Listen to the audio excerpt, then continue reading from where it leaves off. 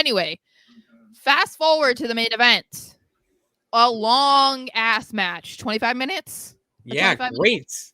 So more wrestling than the night after Mania. So I know. So I would say my initial takeaways from this is, one, Seth must really love that gear because he's still wearing his Night of Champions gear, which I do enjoy don't it. hate it. I Don't like hate it. it.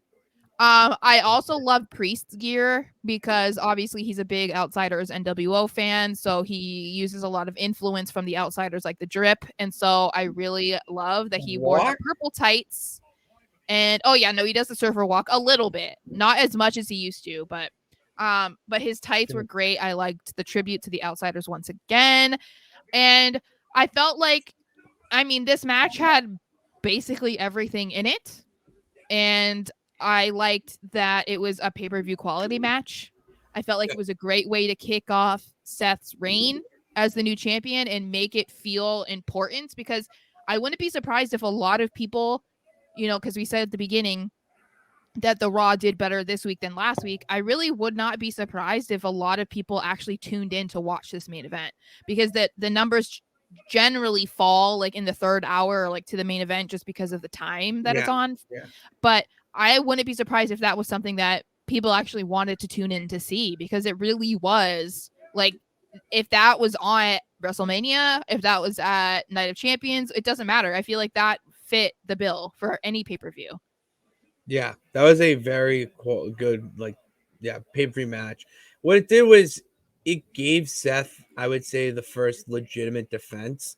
Mm-hmm. Obviously it's Seth Rollins, not going to lose first time, but stepping into the ring with a guy like Damian Priest now, he's that next guy. When we talk about, I'm going to go 2 years, 3 years from now, who's in the title hunt come Royal Rumble time, that's a legitimate, someone who could get it, win. It's going to be Damian Priest and to see that kind of stepping forward now and him finally getting his, I'd say, shine in the solo light. Mm-hmm. It's nice and well deserved. Yeah, and like I said when we were talking about it last week or the week before, I don't remember when, but he was the only one of the Judgment Day that didn't get a Mania match, and he was like being super supportive of the rest of Judgment Day, and obviously a little bit upset because he was the only one. But I feel like everything that has happened post Mania has been better for him than had he had a Mania match, because he's had his Mania match. Basically, he's done better than I feel like what he would have done at Mania. So, yeah. And so during the match, I did like the callback that Rollins had with throwing Priest into the barricade, which was reminiscent of the throw when he threw Finn into the barricade and fucked up his shoulder. But like legitimately injured him legitimately, thank God that doesn't seem to have happened to Damian, because that would really that would have sucked. Like, imagine, I'd be like, Seth, maybe you shouldn't do that anymore. No, maybe. Well, he did this thing afterwards. But so